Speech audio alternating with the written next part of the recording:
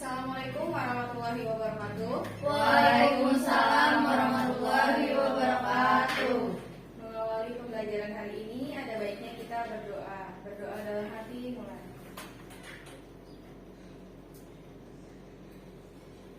Berdoa selesai. Sebelum mengawali pembelajaran, Ibu akan mengabsen terlebih dahulu ya. Yang namanya dipanggil angkat tangan ya. Amalia Ambar Bekti, Hadir Bu. Aisyah Kia Syifa, Hadir Bu. Fitria Oktariani, Hadir Bu. Erni Islamiati, Hadir Bu. ya baik, hadir semua. Kita masuk ke materi ya. Ibu Ibu hari ini akan membahas tentang bisnis model kanvas. Sebelumnya ada yang udah pernah mendengar bisnis model kanvas? Belum Bu.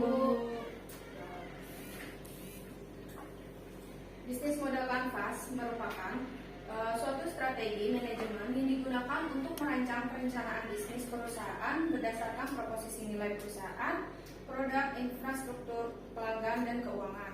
Bisnis model ini menjadi salah satu strategi manajemen yang populer di kalangan bisnis. Kepopuleran tersebut dikarenakan tampilan BMC yang sederhana dan mudah dipahami. Nah, tujuan. Ada yang tahu tujuan bisnis model kanvas? Jangan lihat ke layar. Ada yang tahu? Membantu merancang proses bisnis. Ya, terus ada lagi yang tahu? Mengkonsep ide bisnis Bu. Ya.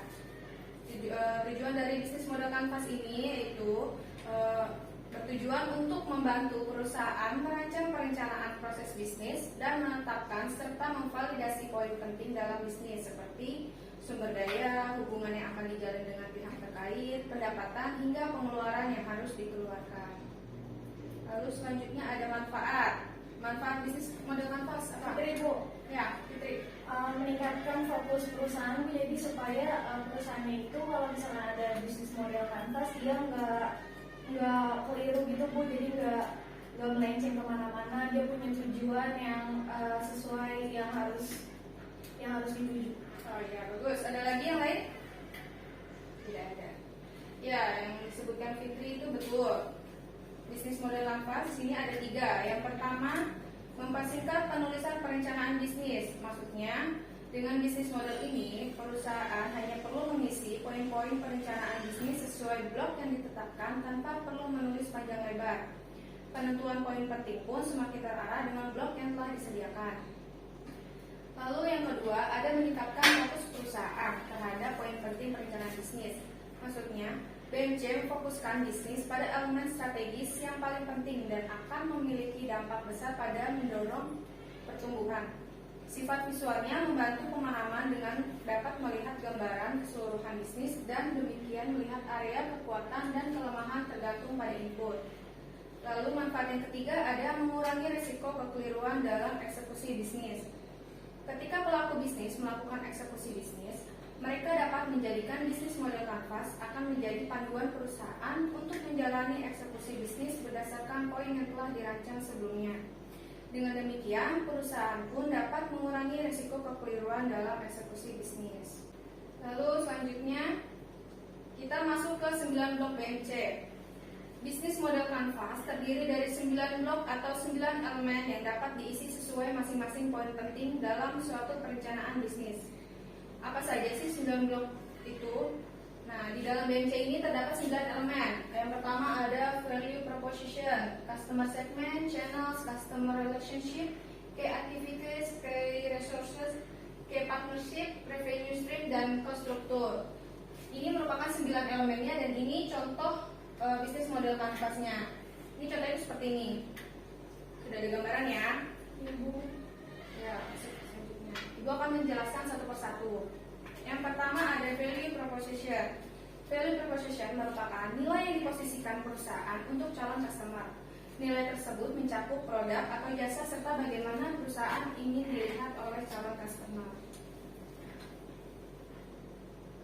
Ya, pada blok ini kita bisa mengisi dengan nilai yang kita tawarkan terhadap segmen pelanggan atau customer segment.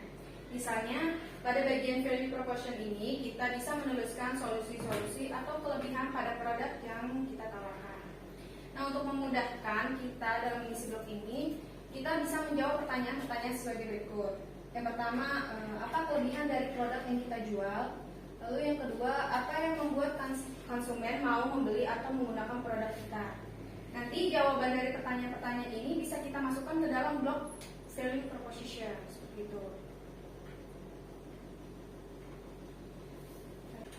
Lalu yang kedua ada customer segments.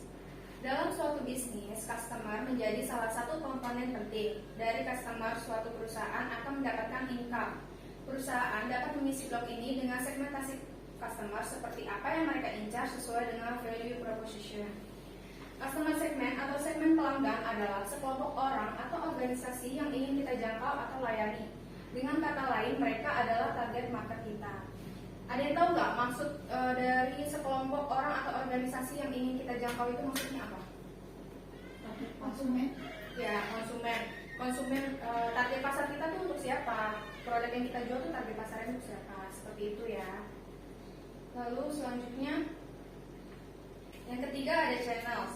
Setiap perusahaan memerlukan sarana atau cara untuk menyampaikan jasa atau produk mereka kepada customer. Channels merupakan sarana atau cara untuk menyampaikan jasa atau produk kepada customer sesuai segmen yang ditentukan sebelumnya. Nah, untuk mengisi blok ini, kita bisa menentukan 3 jenis saluran. Di antaranya, yang pertama ada saluran pemasaran, saluran komunikasi, dan saluran distribusi. Lalu di blok yang keempat ada customer relationship. Di dalam lingkup ini yang dinilai adalah bagaimana menjalin hubungan dengan pelanggan agar customer tidak mudah berpaling ke bisnis lain. Maka sangat penting untuk menjalin hubungan yang baik dengan customer. Pada blok ini kita bisa menuliskan apa saja yang akan kita lakukan untuk membangun hubungan yang baik dengan pelanggan dalam rangka mengirimkan nilai atau penawaran kita terhadap pelanggan. Tujuan utamanya adalah untuk membangun loyalitas pelanggan. Bentuknya sangat beragam, mulai dari newsletter, layanan after sales, dan sejenisnya. Bisa juga kita mengadakan promosi produk. Itu juga bisa membangun hubungan baik dengan pelanggan. Lalu selanjutnya ada key activities. Ada banyak aktivitas yang harus dilakukan perusahaan dalam menghasilkan produk atau jasa serta bertahan di tengah kompetisi. Perusahaan dapat mengisi berbagai macam kegiatan yang akan mereka lakukan untuk menghasilkan produk dan jasa dalam blok key activities. Pada blok ini, silakan isi dengan strategi atau kegiatan apa saja yang ingin kita lakukan dalam rangka membangun nilai atau value proposition yang akan kita tawarkan ke pelanggan. Lalu yang keenam ada key resource. Sumber daya merupakan kunci mewujudkan value proposition melalui key activities yang akan dijalankan. Dalam key resource, perusahaan dapat mengisi dengan sumber daya apa saja yang mereka miliki, baik tenaga kerja maupun benda mati seperti perlengkapan dan peralatan. Pada blok ini, tuliskan apa saja yang menjadi sumber daya utama bisnis yang kita jalankan agar dapat kompetitif dan menciptakan value. Contohnya itu seperti bahan baku produk, infrastruktur yang dibutuhkan, dan semacamnya. Lalu yang ketujuh ada key partnership. Tidak mungkin suatu perusahaan akan mampu berdiri sendiri tanpa bantuan relasi dari pihak lain, baik customer maupun pemasok bahan utama.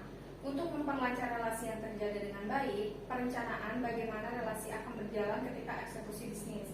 Key partnership dapat diisi dengan pihak-pihak mana saja yang harus diajak bekerja sama untuk mencapai tujuan. Pada blok ini, silakan tulis pihak mana saja yang menjadi mitra kita dalam membangun nilai atau penawaran bagi pelanggan. Selain itu, bisa juga kita tuliskan apa saja aktivitas yang dijalankan key partnership. Contohnya, mengirimkan bahan baku, memasarkan produk jadi, dan sebagainya. Dalam blok ini, kita juga bisa mengisi tentang pihak mana saja sih yang kita ajak untuk bekerja sama untuk membangun bisnis yang kita jalankan. Seperti misalkan kita punya bisnis makanan atau minuman, berarti kita akan bekerja sama dengan supplier bahan baku, seperti itu ya. Lalu yang ke-8 ada revenue stream. Selain kegiatan penting yang telah dijabarkan dalam key activities, perusahaan harus menentukan bagaimana mereka akan mendapatkan profit atau keuntungan dari key activities yang akan berjalan berdasarkan value proposition. Revenue stream menjelaskan bagaimana perusahaan mendapatkan keuntungan ketika bisnis telah dieksekusi. Lalu yang ke-9 ada cost struktur. Tidak hanya mendapatkan keuntungan, perusahaan harus mengeluarkan sejumlah biaya untuk menjalankan bisnis dan mendapatkan keuntungan. Cost struktur meliputi jenis biaya yang sekiranya akan dikeluarkan ketika bisnis telah berjalan. Contohnya seperti biaya sewa tempat, internet, dan listrik. Nah, berikut ada contoh bisnis model kanvas yang sudah Ibu buat. Coba tolong diperhatikan.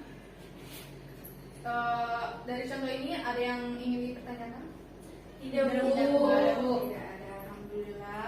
Dengan begitu kita bisa mengakhiri pelajaran hari ini. Tapi sebelum berakhir, Ibu ingin memberikan tugas untuk kalian semua. Coba nanti kalian buat bisnis model kanvas seperti yang dicontoh ini. Ibu berikan waktu selama 3 hari. Nanti dikumpulkan via Google Classroom saja ya. Nanti akan Ibu cek satu-satu. Baik, Bu. Sekian dari Ibu. Assalamualaikum warahmatullahi wabarakatuh. Waalaikumsalam warahmatullahi wabarakatuh. Makan dulu, Anggar. Lu kurangin nilainya, Anggar. Sebelumnya Ibu akan mengabsen sih.